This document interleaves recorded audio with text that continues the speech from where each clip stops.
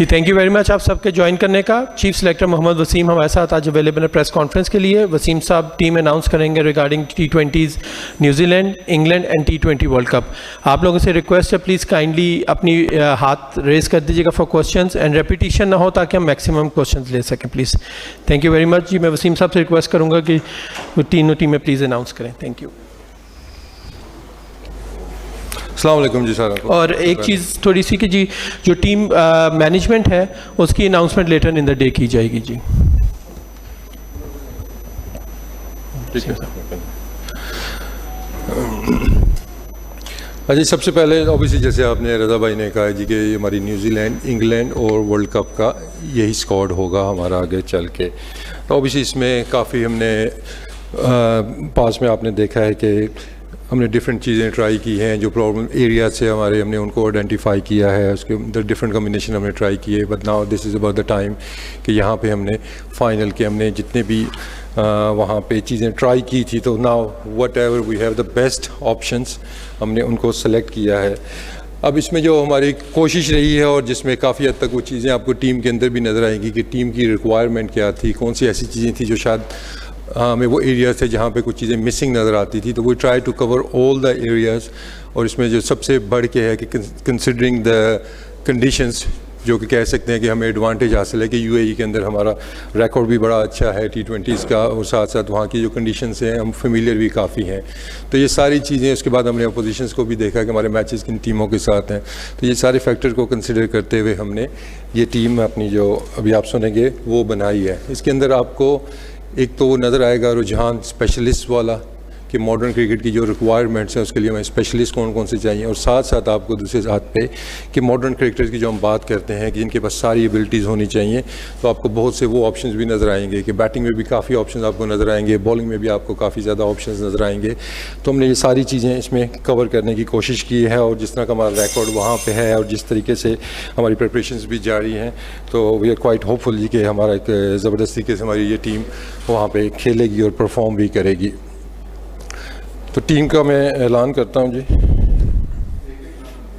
जी। अब ये जो स्क्वाड है ये 15 का हमारा स्क्वाड है जो आईसीसी वर्ल्ड कप के लिए, और उसके साथ 3 हमारे ट्रैवलिंग रिजर्व्स भी होंगे। तो ये 18 का स्क्वाड मैं अनाउंस करूंगा उसमें। तो स्टार्ट में है जी बाबर आजम, शादाब खान, आसिफ अली, आज़म खान, हारिस रऊफ़, हसन अली, इमाद वसीम, खुशदिल शाह, मोहम्मद हफीज़, मोहम्मद हसनैन, मोहम्मद नवाज़, मोहम्मद रिजवान, मोहम्मद वसीम, शाहीन शाह अफरीदी एंड सुहेब मकसूद। और जो ट्रैवलिंग रिजर्व्स में हमारे होंगे वो जी शाहनवाज दानी, उस्मान कादिर एंड फ़खर जमान। तो ये हमारा 18 का स्क्वाड है जी। फ़खर जमान जी। जी क्वेश्चन आंसर सेशन हम लोग स्टार्ट करेंगे प्लीज़। जी अंश।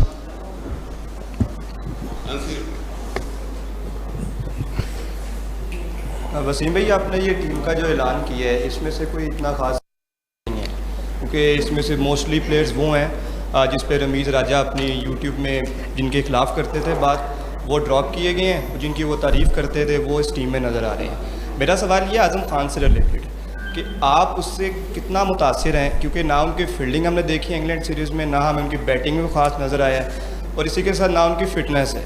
तो एक साइड पे ये बताते हैं कि उसको आप एज अ क्या लेके जा रहे हैं, मिडल ऑर्डर में उसको कंसिडर किया हमने, ये as a backup wicket keeper, एक ये बताते हैं, और आप उनकी किस सलाहियत से मुतासिर हैं ये थोड़ा सा बताएंगे। सरफराज अहमद को ड्रॉप किया गया है उनकी जगह पे लगता है, और उनके रिसोर्सेज भी हैं NHPC में भी हैं, तो क्या ये वजह है कि वो अपने रिसोर्सफुल हैं, या उसमें उनकी ऐसी कौन सी काबिलियत नज़र आ रही है आपको आज़म खान में जो हमें फील्ड में तो नज़र नहीं आई?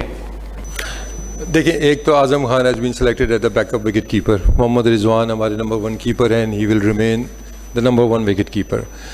अब देखें, जो पहले हमारे पास था कि हमारे पास बिगर स्क्वाड्स की गुंजाइश मौजूद थी, जिसके अंदर हम हर चीज़ का एक बैकअप रखते थे और बेस्ट ऑप्शन जो हमारे पास होते थे हम उसमें वो रखते थे। तो ऑब्वियसली जब स्क्वाड छोटा होता है तो then you have to make the decisions, तो फिर आपको वो चीज़ें उसमें कंसिडर करनी पड़ती है कि Azam Khan as a wicket keeper, backup wicket keeper.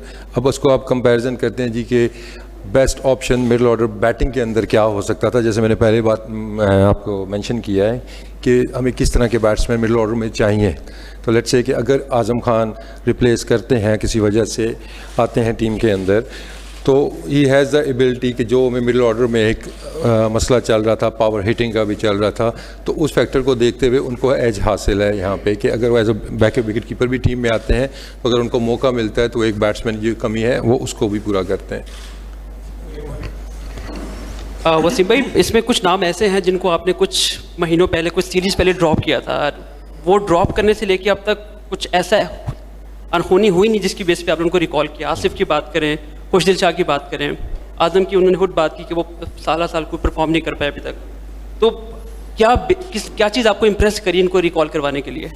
देखें, जैसे मैंने ओपनिंग में भी अपनी मेंशन किया था कि हमने डिफरेंट बैट्समैन ट्राई किए, स्पेशली अगर आप मिडिल ऑर्डर की बात करते हैं तो उस तरह की परफॉर्मेंसेस हमारे सामने नहीं आई। चाहे आप इनकी बात करते हैं या उसके बाद भी ये लड़के ट्राई हुए हैं, तो obviously it was the time कि अब हमने डिसीजन मेक करना है कि इनके अंदर सबसे ज़्यादा हमें किन के ऊपर कॉन्फिडेंस है, किसके पास वो स्किल्स मौजूद हैं, कौन ये रोल कर सकते हैं। आई डू एग्री कि परफॉर्मेंसेस इनकी भी नहीं थी, लेकिन किसी और की भी उस तरह परफॉर्मेंस हमें नज़र नहीं आई। तो फिर हमने जज किया जी कि अंडर प्रेशर वहाँ पे जाके उन कंडीशंस के अंदर जिस तरह की बॉलिंग लाइन अप वहाँ पे एक्सपेक्टेड है, उनके अगेंस्ट कौन से हमारे बेस्ट प्लेयर्स हो सकते हैं। तो जिस पे आसिफ अली और खुशदिल उस रोल के लिए हमने रखे हैं। एक तो लेफ्ट हैंड राइट हैंड का कम्बिनेशन आपको नज़र आता है, और दूसरा जो हम स्ट्राइक रेट की बात करते हैं तो I think still Asif Ali का नाम one of the top batters में पाकिस्तान के अंदर आता है। तो वी आर कॉन्फिडेंट कि वो बड़ा इवेंट है, इसके अंदर वो प्रेशर हैंडलिंग भी उनकी अच्छी होगी और वो परफॉर्म भी करेंगे। तो वो जो बात आप कर रहे हैं कि हमने सब को कंसिडर किया और उसके बाद आखिर में जाके हमने ये डिसाइड किया कि ये दो प्लेयर्स ऐसे हैं कि जिनके ऊपर हमारा ट्रस्ट बाकियों से ज़्यादा है। जी याकूब साहब। जी वसीम, एक तो आपने आपका डिसीजन था कि सरफराज को साथ रखा गया पिछले as a second wicket keeper, तो क्या अब ये टाइम बेहतर नहीं था कि एक्सपीरियंस सेकंड विकेट कीपर आपके पास होता अगर वर्ल्ड कम? तो ये पहले आपका डिसीजन गलत था या अब क्या हुआ, क्यों आपने उसको ड्रॉप कर दिया? और फिर आज़म खान की अभी भी वो हमें चीज़ नज़र नहीं आई इंटरनेशनल मैचेस में, जो आप कह रहे हैं हार्ड हिटिंग करते थे, वो अभी तक नज़र नहीं आई। और दूसरा है कि जो यूए की पिचेस हैं, इस पर पाकिस्तान की अब इस वक्त रैंकिंग एक स्टेप ऊपर भी चली गई है। तो आप देखते हैं इस वक्त यूए की पिचेस देखते हुए कि पाकिस्तान और इंडिया का फाइनल हो सकता है? देखें, जहाँ आपने बात की है कीपर्स वाली, तो ओबीसी पहले इससे पहले आपको आज़म भी स्क्वाड के अंदर नज़र आए और सरफराज भी स्क्वाड के अंदर आपको नज़र आए, लेकिन बात फिर वही है कि what is the best option for us, क्योंकि इसके अंदर आपको एक चीज़ नज़र आएगी है, चाहे हमारा बैटिंग का डिपार्टमेंट है, जिसको एक्स्ट्रा एज हासिल है किसी एक डिपार्टमेंट में, और वो बैटिंग जैसे स्पिनर्स हैं हमारे, तो तीनों स्पिनर्स हमारे ऐसे हैं कि नॉट ओनली कि दे द टॉप स्पिनर्स, तीनों बैटिंग भी कर सकते हैं। इसी तरह कीपिंग में भी यही चीज़ कि उस रोल के लिए कि हमने मिडिल ऑर्डर के जहाँ पे उनकी बैटिंग आ सकती है वहाँ पे बेस्ट ऑप्शन हमारे पास कौन सा हो सकता है, और उस पर हमारे आज़म खान उसके लिए बेस्ट हमारे वो सामने आते हैं। दूसरी जगह तक परफॉर्मेंसेस की बात है तो लेकिन 2-3 इनिंग्स के बाद जजमेंट मतलब जज कर लेना जी के नहीं है, तो आई थिंक ये थोड़ी सी ज़्यादती होगी किसी भी लड़के के साथ, तो उसको भी हमने देखा है। लेकिन फिर बाद में वही करूंगा कि जिस रोल के लिए जो हम रोल देख सकते हैं, और बाकी जहाँ आपने बात की है यूएई की, डेफिनेटली मैंने पहले भी कहा कि हमें उस पर एज हासिल है कि वहाँ पे हमारे लड़के काफ़ी क्रिकेट खेलते हैं, हमारी पीएसएल भी वहाँ पे होती है और काफ़ी लड़कों का वहाँ पे एक्सपीरियंस है। तो हमारा फोकस पहले राउंड के ऊपर पहले है, लेकिन जो आपने पॉसिबिलिटी की बात की है, देयर इज़ नो हार्म, अगर होता है तो वर्ल्ड कप और अच्छा हो जाएगा। जी यूसुफ साहब, देन कादिर ख्वाजा। सेम कैसे देखते हैं कि ओपनिंग के हवाले से आप लोगों के जहन में क्या माइंड में है कि जिस वक्त आप लोगों ने प्लेइंग 11 मुंतखब करनी है तो ओपनर ट्रस्ट करेंगे, क्योंकि फ़खर जमान तो रिजर्व खिलाड़ियों में शामिल हैं। फ़खर जमान T20 में काफ़ी अच्छा परफॉर्म भी करते रहे, बाएं हाथ के ज़ाहरा वो कम्बिनेशन भी एक बनता है लेफ्ट राइट का, तो उस हवाले से आप लोगों ने क्या सजेशन की थी उसमें? देखिए, ओपनर्स की अगर आप देखते हैं तो Rizwan and Babar they have been doing it successfully. अगर हम देखते हैं तो 2 ओपनर तो हमारे पास हैं ही हैं, ऑप्शन है। अब देखें फिर बात वो आ जाती है कि 15 का स्क्वाड है तो उसके अंदर आपने सारे एरियाज़ देखने हैं कि कितने आपको स्पिनर्स चाहिए, कितने आपको फास्ट बॉलर्स चाहिए, कितने आपको ऑलराउंडर्स चाहिए। तो जब आप ये चीज़ें कंसिडर करते हैं तो फिर आप जाते हैं जी मल्टीटास्किंग वाले हमारे पास कौन से ऐसे प्लेयर्स हैं जो मौजूद है। जैसे सुहेब हैं, वो टॉप ऑर्डर में बैटिंग करते हैं, आपको भी पता है। उसके अलावा अगर हमें ज़रूरत पड़ती है तो मोहम्मद हफीज़ भी हमारे पास ऐसे हैं कि जो एक्सपीरियंस हैं, जिन्होंने पास में ओपन की हुई है और ऑन एंड ऑफ अभी भी वो करते हैं। तो हमारे पास ये सारे ऑप्शंस मौजूद हैं। जी सुहेल, याकूब साहब और कादिर ख्वाजा। वसीम, अभी अनस ने क्वेश्चन किया था कि जो मतवक्को चेयरमैन है रमीज़ हसन राजा, उनका खासा आउटपुट इसमें इनपुट नज़र आ रहा है टीम की सिलेक्शन के हवाले से। अगर हम शर्जील के टीम में ना होने को देखते हैं और इसके साथ साथ जो उनका एक एडवोकेट करते रहे हमेशा पावर हिटिंग पर, तो उनको दोबारा हम टीम में देख रहे हैं। कितना उनके साथ आपका इस वर्ल्ड कप के स्क्वाड के हवाले से आपका इनपुट रहा है मतवक्को चेयरमैन रमीज़ हसन राजा के साथ? हाँ देखिए, आप इनपुट तो नहीं आप इसको कह सकते, लेकिन ये है कि एज अ कर्टसी हमने टीम उनके साथ शेयर की थी आखिर में जाके। जी अकील साहब, देन कादिर ख्वाजा। वसीम भाई, जिस तरह अक्सर जब टीम का ऐलान होता है तो पहले कहते हैं कि सीनियर्स की ज़रूरत है, जब नाकाम हो जाते हैं तो जूनियर्स को ले आते हैं। क्या इस बार भी यही तजर्बा किया गया है कि सीनियर्स जो हैं, ना वहाब रियाज है, ना शुएब मलिक है, ना आमिर है, वो कि वो पहले भी स्क्वाड में नहीं थे, लेकिन कहते यही हैं कि सीनियर्स और जूनियर का कम्बिनेशन मेगा इवेंट में दबाव बर्दाश्त करने के लिए ज़रूरत है। कितना मिस करेंगे आप इनको? हाँ देखिए, आप जो कॉम्बिनेशन की सीनियर और जूनियर की कर रहे हैं तो आपको इसमें काफ़ी ज़्यादा ऐसे प्लेयर भी नज़र आएंगे कि जो एक्सपीरियंस हैं, चाहे बैटिंग में है चाहे बॉलिंग में, तो वो जिसको कहते हैं ना कॉम्बिनेशन, वो तो हमारे पास मौजूद है। देखिए, बाकी जिन प्लेयर्स की आपने बात की है तो ओबियसली एक तो टीम की रिक्वायरमेंट और फिर उनकी जो करंट फॉर्म है, जिस तरीके से जो हमें जिस रोल के लिए वो चाहिए, स्पेशली बॉलिंग की बात करते हैं तो आई थिंक एक जो बेस्ट चीज़ हमारे लिए है कि हमारी बॉलिंग लाइनअप, चाहे वो स्पिन बॉलिंग है चाहे फास्ट बॉलिंग है, इसमें आपने बहुत ज़्यादा चेंजेस भी नहीं देखे, जो वेरी मच सेटल्ड है। तो ये सारी चीज़ें हमने कंसिडर की हैं और टीम के अंदर आपको यंगस्टर भी नज़र आ रहे हैं, लेकिन साथ साथ आपको एक्सपीरियंस भी नज़र आएगा। मे बी आपको एज में वो इतने बड़े नज़र नहीं आएंगे, लेकिन अगर आप मैचेस देखते हैं, उनको एक्सपोजर देखते हैं, प्रेशर हैंडलिंग देखते हैं, तो वो सीनियर्स के ज़ुमरे में ही आते हैं। वसीम साहब, मेरा सवाल ये है कि सुहेब मकसूद जो आपने शामिल किया था गुज़श्ता सीरीज़ में, परफॉर्मेंस उनकी खातिर हमने नहीं देखी थी, लेकिन उनकी चंद दिन पहले रमीज़ राजा से मुलाकात हुई थी। क्या रमीज़ राजा ने ग्रीन सिग्नल दिया था सुहेब मकसूद से मुलाकात के बाद कि इनको ज़रूर शामिल किया जाना चाहिए? और दूसरा सर ये है कि फ़खर जमान, शर्जील ड्रॉप हुए हैं, फ़हीम अशरफ ड्रॉप हुआ और सैफी भाई नहीं है। उसके बाद ये जो आसिफ अली हैं, ये किस बुनियाद पर इनको शामिल किया गया है? पहले इनको परफॉर्मेंस, नाक़िस परफॉर्मेंस की बुनियाद पर इनको बाहर निकाला गया, बड़े मेगा इवेंट में इनको वापस दोबारा ला दिया गया, तो थोड़ी सी एक्सप्लेन कर दीजिए। अब कौन सी बात वाली का पहले करूँ? जब आसिफ अली मैंने एक्सप्लेन कर दिया, उससे पहले आपने कहा सुहेब मकसूद का। देखिए, सुहेब मकसूद परफॉर्मेंस उसकी आपके सामने है कि जिस तरीके से उसने डोमेस्टिक में, not only this year, last year white ball के अंदर जिस तरह उसने परफॉर्म किया, चाहे वो 50 ओवर्स थे या नेशनल T20 कप था, उसके बाद PSL में ही is been the best player. उस परफॉर्मेंस के ऊपर वो टीम के अंदर आए थे और वो जो एक फैक्टर आप लोग भी बात करते थे और हमने भी आइडेंटिफाई किया था कि टॉप ऑफ द ऑर्डर हमें एक थोड़ा सा फायर पावर बढ़ाने की ज़रूरत है, तो वो सारी चीज़ें वो पूरी करता है। जहाँ तक आप बात करते हैं जी कि उनकी परफॉर्मेंस की, तो बात फिर वही आ जाती है कि उनको जो 2-3 इनिंग्स उनको T20 में मिली हैं तो उसमें उन्होंने एबिलिटी अपनी शो की है। तो अभी उनको लॉन्ग रन उस तरह मैचेस नहीं थे, बारिश होगी आपके वेस्ट इंडीज़ के अंदर भी, तो उस तरह इनिंग्स मिली नहीं है। लेकिन वो जो कमी हमें एक नज़र आती थी, सुहेब को ऊपर लाने का मकसद ही यही है कि इस टीम के अंदर आपको फायर पावर हिटिंग काफ़ी ज़्यादा नज़र आएगी। ठीक है, हमारे पास स्टेबल बैट्समैन भी हैं, लेकिन उसके साथ साथ हमारा जो फोकस रहा है कि स्पेशली एक टॉप ऑर्डर के ऊपर और मिडिल ऑर्डर में हमारे पास मॉडर्न क्रिकेट खेलने वाले पावर हिटर्स वो आपको काफ़ी तादाद में आपको नज़र आ रहे हैं। जी अबू बकर। सर, मेरा क्वेश्चन ये है वसीम साहब कि आपने जो ओपनिंग पेयर चूज़ किया है वो बाबर आजम और रिजवान की शक्ल में आपने किया है। तो मॉडर्न डे क्रिकेट की आप बात कर रहे हैं और ये दोनों प्लेयर ऐसे हैं जिनका स्ट्राइक रेट शायद 100 और बिल्कुल उसके करीब है, इससे ज़्यादा नहीं है। ना शर्जील खान है जिसको एक्सपेक्ट कर रहे थे लोग, ना फ़खर जमान है। ये तो ये वजह बता देगा कि इन दोनों को किस बुनियाद पर ड्रॉप किया गया। सेकेंडली, फ़हीम अशरफ जिस पर हमने काफ़ी ज़्यादा इन्वेस्ट भी किया पिछले 3-4 सालों के अंदर, और एक वाहिद ऑलराउंडर, बॉलिंग ऑलराउंडर हमें नज़र आया जिसने बॉलिंग शायद हारिस और हसनैन से भी शायद बेहतर की, तो क्यों उसको कैसे किस सूरत में बाहर कर दिया गया? हाँ देखें, ज़्यादा का आप ओपनर्स की बात कर रहे हैं और रिजवान का आपने स्ट्राइक रेट शायद कितना बताया, 100 का बताया आपने शायद, I think is up to 140। तो एक तो ये करेक्शन आप कर लें कि उनका स्ट्राइक रेट दोनों का हाई है, अगर आप बाबर का भी देखते हैं। लेकिन बात फिर वही है कि हमारे पास डिफरेंट ऑप्शंस मौजूद हैं इस टीम के अंदर। अगर टीम की रिक्वायरमेंट है कि हमने ओपनिंग में कुछ डिफरेंट हमने करना है, आपको ये आगे आपको सीरीज़ नज़र आ रही है, इसके अंदर आपको कुछ चीज़ें आपको डिफरेंट नज़र भी आएंगी इसमें कि डिफरेंट कॉम्बिनेशंस भी ट्राई किए जाएंगे। तो वो जो आपका कंसर्न है वो वैलिड है, लेकिन उसमें देखते हैं तो परफॉर्मेंसेस तो मौजूद है हमारे पास। बट स्टिल वर्ल्ड कप से पहले जो हमारे मैचेज़ हैं, अभी जो सीरीज़ होम सीरीज़ हैं, इसके अंदर आपको डिफरेंट कॉम्बिनेशन ट्राई होते हुए भी नज़र आएंगे। और वो एरिया हमारे पास डिफरेंट ऑप्शंस मौजूद हैं, चाहे वो सुहेब है, चाहे वो हफीज़ है। तो ये आपको थोड़ी सी शफलिंग इसमें नज़र आएगी कि डिफरेंट कॉम्बिनेशन हम ट्राई करेंगे। देखें, अब फ़हीम का जहाँ तक बात है तो ओबीसी जैसे आपने कहा है राइटली सो के काफ़ी अर्से से वो टीम के साथ हैं, लेकिन अब एंड ऑफ द डे फिर बात आती है कि अब आपके पास बड़ा स्क्वाड नहीं है कि आपने दो ऑप्शंस रख लेने हैं।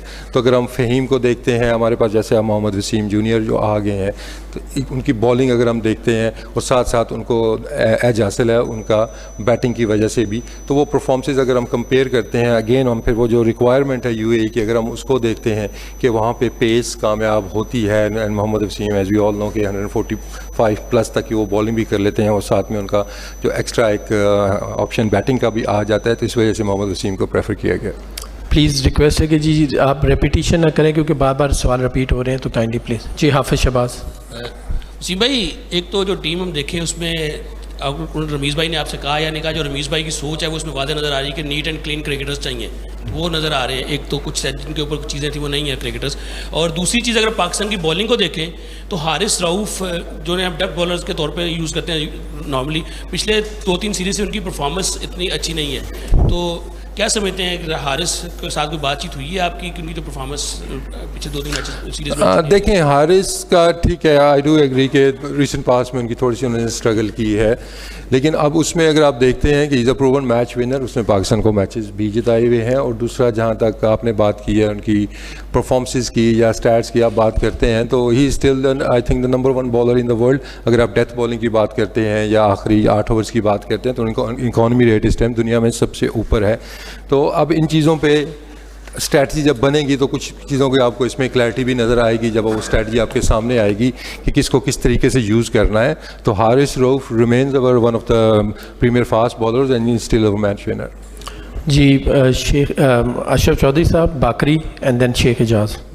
वसीम, देखने में तो जो आपने स्क्वाड अनाउंस किया है माशाल्लाह बहुत ही मजबूत है और तवक्को की जाती है कि ये टॉप 4 में तो पहले जगह बना लेगा।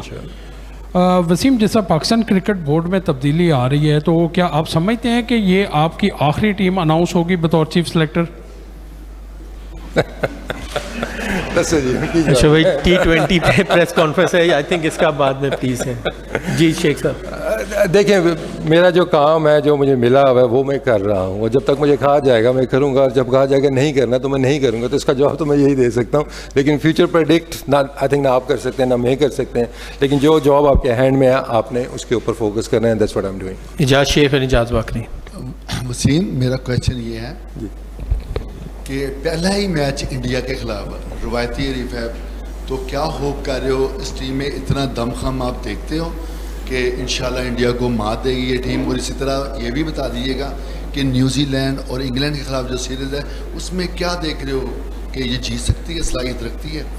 देखें, डेफिनेटली अगर आप ऑन पेपर हमारी टीम देखते भी हैं तो आप तो प्लेयर्स वो सारों को जानते भी हैं कि आपको इसमें किसी चीज़ की उस तरह की कमी नज़र नहीं आएगी कि इसमें आपको पावर भी नज़र आती है, इसमें आपको सेंसिबल खेलने वाले प्लेयर्स भी नज़र आते हैं, इफ़ नीडेड जो दोनों तरफ से रवायती भी खेल लेते हैं और अटैकिंग क्रिकेट भी खेल लेते हैं। बॉलिंग ऑप्शंस आपके पास आई थिंक इस टाइम वन ऑफ द, अगर आप बेस्ट बॉलिंग लाइनअप की बात करते हैं तो उसमें पाकिस्तान का नाम आता है, चाहे वो स्पेशली फास्ट बॉलिंग के हम देखते हैं कि जिस तरीके से हमारे पास लवाजमात, हमारे पास टूल सारे मौजूद हैं। Now it's all about the strategy कि हमने किस माइंड सेट के जाना है, किस माइंड सेट के साथ। और आई एम वेरी होपफुल कि जो हमारा पहला मैच इंडिया है और डेफिनेटली हमारा फोकस भी उसके ऊपर था, और उनको देखते हुए हमने टीम के अंदर कुछ इस तरह के प्लेयर रखे हैं कि जिनकी प्रेशर हैंडलिंग के, ऑब्वियसली एक तो वर्ल्ड कप का प्रेशर तो होगा ही होगा, लेकिन साथ में जो अगेंस्ट इंडिया खेलना है तो उसके अंदर भी इन प्लेयर्स में हमने ये चीज़ भी देखी है कि प्रेशर हैंडलिंग किसकी बेहतर है, तो उनके पास स्किल तो है साथ में उसका प्रेशर हैंडलिंग कैसी है।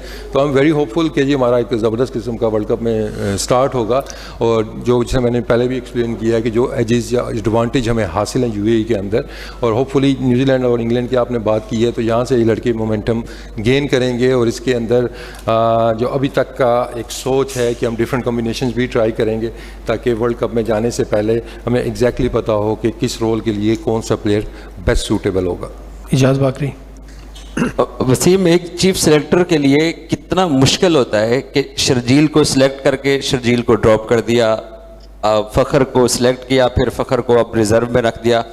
तो मैं ये जानना चाह रहा था कि एक चीफ सेलेक्टर के लिए एक सीरीज़ पहले किए जाने वाले फैसले बगैर किसी वजह के 4 मैचेस बारिश की नज़र हुए हमारे वेस्ट इंडीज़ के अगेंस्ट, और इंग्लैंड में हमने कोई अच्छा परफॉर्म नहीं किया, तो कितना मुश्किल होता है अपने ही फैसलों को 1 महीने बाद तब्दील कर देना और उनको बाद में जस्टिफाई भी करना। देखिए इट्स पार्ट ऑफ, अगर आप जॉब देखते हैं तो इट्स पार्ट ऑफ इट कि आपने जैसे इवेंट अभी आया तो now we have to call the final calls, तो उसमें आपको इस तरह के टफ डिसीजन भी लेने पड़ते हैं कि कुछ लड़के शायद आपको लगेंगे कि कम खेले हुए हैं या कुछ आपको लगेगा ज़्यादा खेले हुए हैं, लेकिन हमारा फोकस है वर्ल्ड कप के ऊपर कि वर्ल्ड कप के अंदर हमारी ये बेस्ट लॉट वो कौन सी अवेलेबल है, कौन सा बेस्ट टैलेंट अवेलेबल है।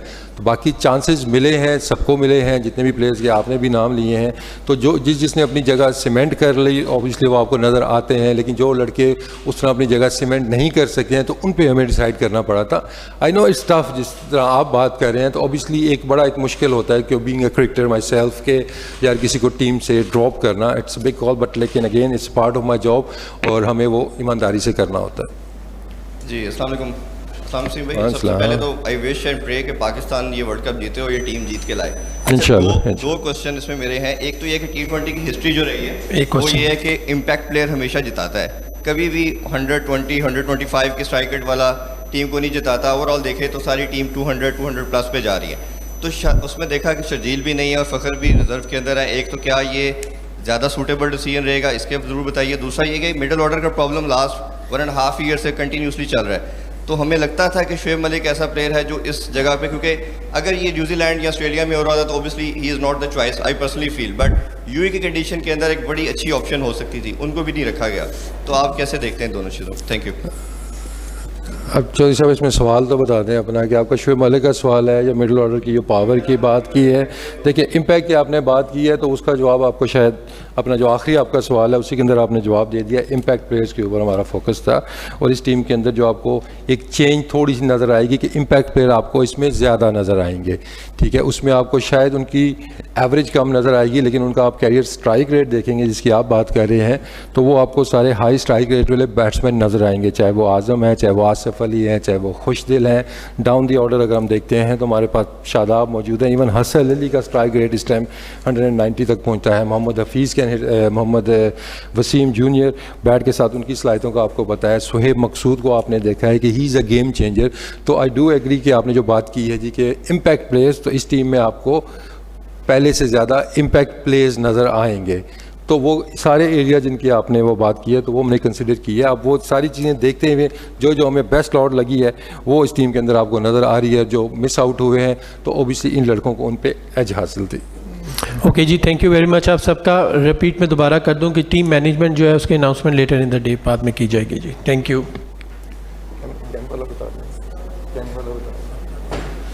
बाकी जी T20 का हमारा कैंप 16 तारीख को असेंबल होगी टीम लाहौर में और 18 तारीख से गद्दाफी स्टेडियम में T20 का कैंप शुरू हो जाएगा। जो पार्ट यही तो ना 16 तारीख।